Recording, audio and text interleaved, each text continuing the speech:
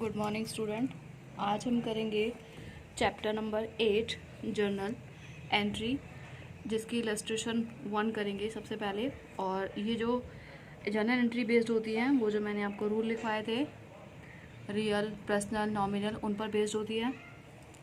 और ये जो रियल, पर्सनल और नॉमिनल है, ये तो ट्रेडिशनल मेथड है। और मॉडर्न मेथड में होता है assets, liability, capital, revenue, income, expenditure. इसके बिहाफ पे दोनों में बात एक ही होती है कि जब भी कोई चीज़ इंक्रीज़ होगी वो डेबिट और डिक्रीज़ होगी तो क्रेडिट।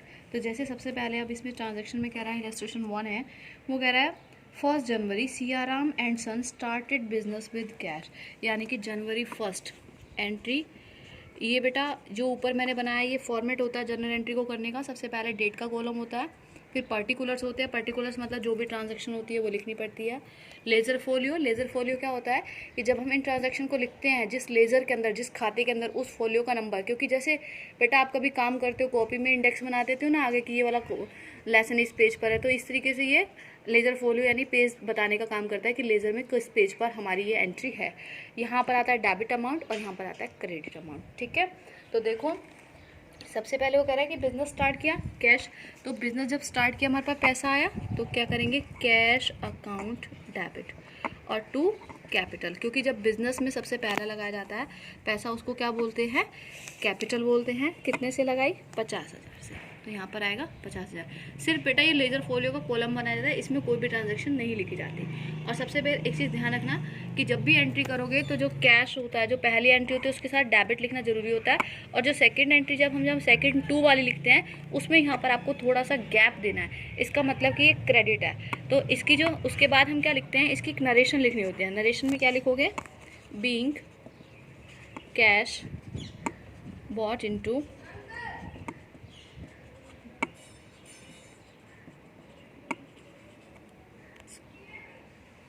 ये लिखाता है, बीइंग वर्ड लगाया जाता है, और साथ में जो भी आपको दे रखी होगी ना ट्रांजैक्शन, आप वो की वही एज इट इज़ लिख सकते हो जो भी आपको बोला है। ठीक है, सेकंड एंट्री है जनवरी 2। जनवरी 2 में कह रहा है परचेज गुड्स फॉर कैश। अब हमने क्या किया, परचेज माल खरीदा। ठीक है, और किससे कैसे खरीदा, कैश। तो इस एक बात, माल आ रहा है तो वो बढ़ेगा, तो वो डेबिट, और कैश जा रहा है वो क्रेडिट। तो क्या एंट्री हो जाएगी, purchase account debit to cash. कितने का, 20,000 का, तो 20,000। ये हो गई आपकी सेकंड एंट्री। या लिख देंगे being goods purchased for cash. ठीक है बेटा, नेक्स्ट एंट्री है जनवरी 4 की। वो कह रहा है कि परचेज गुड्स फ्रॉम सुभाष। ठीक है, अब हमने यहाँ पर कैश माल खरीदा था तो कैश आ गया। अब सुभाष से मतलब खरीदा है कैसे, उधार, तो परचेज। तो क्या आएगा, माल तो आ गया हमारे पास, परचेज अकाउंट डेबिट, और लिया किससे, सुभाष से, और सुभाष के पास माल क्या हो जाएगा, कम, तो क्या आ जाएगा, सुभाष हो जाएगा क्रेडिट। तो कितने से, 12,000 से। ठीक है, क्या लिखेंगे, being goods purchased from Subhash on credit. माल कैसा खरीदा हमने, उधार। जब उधार खरीदेंगे तो उस व्यक्ति का नाम आ जाएगा, और कैश खरीदेंगे तो कैश लिखेंगे। नेक्स्ट है पेड टू सुभाष, यानी कि सुभाष को भुगतान किया। सॉरी, इससे पहले एक एंट्री हो रहा है जनवरी 5 की, वो है purchase furniture for cash. Furniture खरीदा हमने कैश। फर्नीचर क्या, हमारी एसेट्स, एसेट्स हमारी बढ़ रही है तो डेबिट, तो यानी कि फर्नीचर अकाउंट डेबिट। जा क्या रहा है हमारा, कैश, तो टू कैश। ये क्या हो गया, 6,000। तो एंट्री हो जाएगी being furniture purchased for cash. Clear. Next है जनवरी 10। हमने पे करी किसको, सुभाष को। सुभाष से हमने माल खरीदा था, कितने का माल खरीदा था, 12,000 का, लेकिन हमने उसको पे कितना किया, 8,000 का पे किया। तो सुभाष के पास पे, हमने सुभाष को पे किया, तो सुभाष के पास तो पैसे इंक्रीज हो जाएंगे, तो सुभाष अकाउंट डेबिट। और अगर पर्सनल रूल के हिसाब से देखें तो सुभाष क्या हो गया, पाने वाला, debit the receiver, credit the giver, और टू क्या आ जाएगा, कैश अकाउंट। किसी भी तरीके से आप रूल लगा के देखो, एंट्री में वही इफेक्ट पड़ेगा। ठीक है, तो being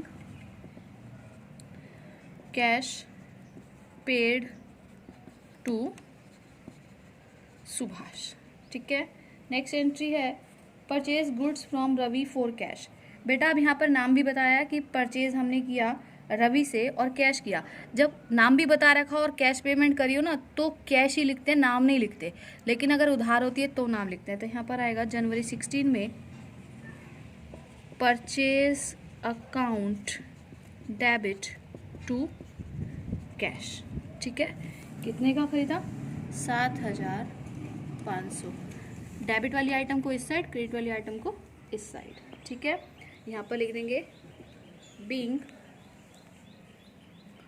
purchased, being goods purchased for cash. Date की परचेज गुड्स फ्रॉम रवि। अब रवि से माल खरीदा, अब कैश बताया ना कुछ बताया तो इसका मतलब उधार खरीदा होगा। तो क्या एंट्री आएगी? Purchase account debit to Ravi. ठीक है, एक बात ध्यान रखना, जब नाम होता है ना तो उसके पीछे अकाउंट नहीं लिखा जाता। और अगर आपको इसके पीछे अकाउंट लिखना है तो आपको लिखना होगा Ravi post office S account.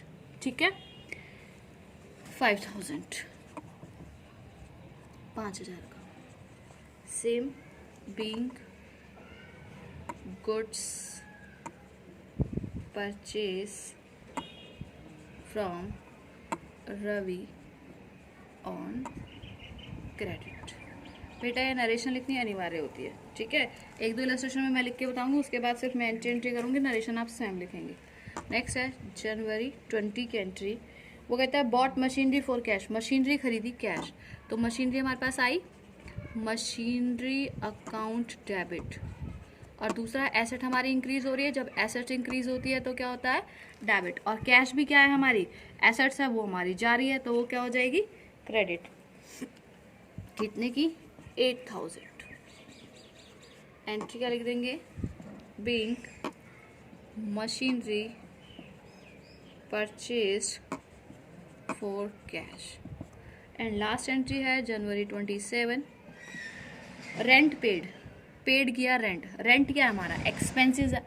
Expenses क्यों कहा जाता है रेंट को? क्योंकि हम अपने एक फर्म के मालिक हैं, फर्म का मालिक होते हुए हम पे कर रहे हैं। ठीक है, अब जिस बिल्डिंग में हम रह रहे हैं उसका रेंट पे कर रहे हैं, हमारे लिए एक्सपेंसेस हो जाएगा। तो एक्सपेंसेस जब पे करते हैं तो एक्सपेंस हमारे क्या होते हैं? डेबिट। Rent account debit. और जा कर रहा है हमारे यहाँ से कैश, तो कैश अकाउंट क्रेडिट। कितने का पे कर रहे हैं? 400। This illustration is complete.